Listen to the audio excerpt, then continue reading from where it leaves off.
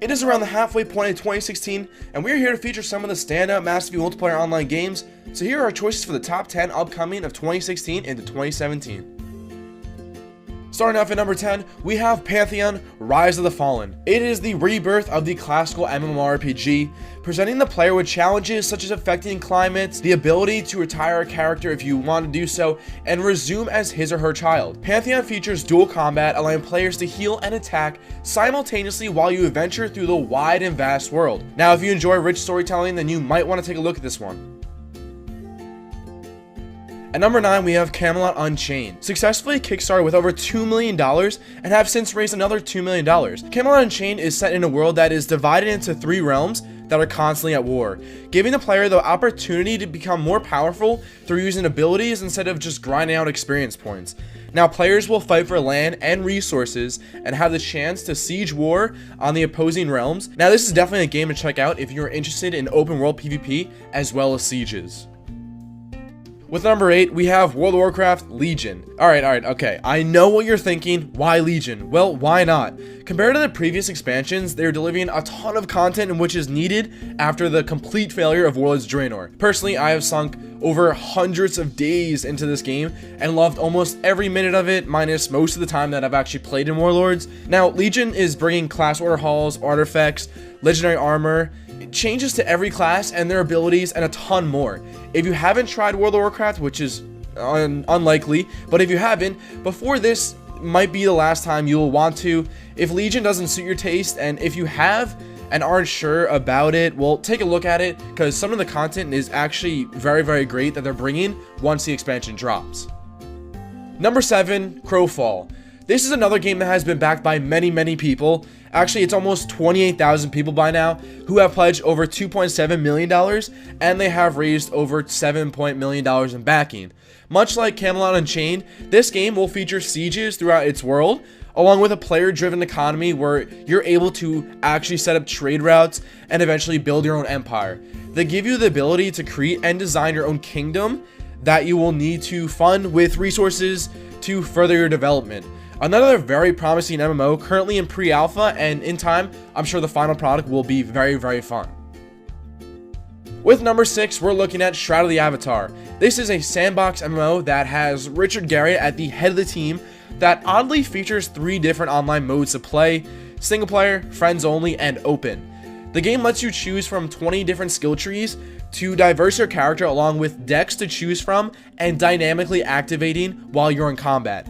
Players drive the economy like we see in Crowfall and Camelot Unchained, but loot is mainly collected from player-driven items. There is open world PvP featuring guild warfare, as well as player housing that is seen throughout the world, along with towns actually being owned by players themselves. At number 5, Mu Legend Online. This game is currently being tested in closed beta in South Korea and has been confirmed to be coming to North America and Europe.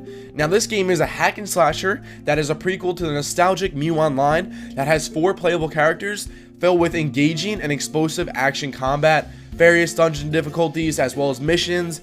In addition, they will feature a specialized random dungeon that adjusts to player levels. It has multiple PvP modes, epic dungeons, and will feature some Mu Online content for those who played it. They also have said that they are trying to target both the casual and the hardcore players. While I don't think this is something that games should purposely outright target the mass population, and instead they should target their niche, I still think this game is going to look and will play beautifully.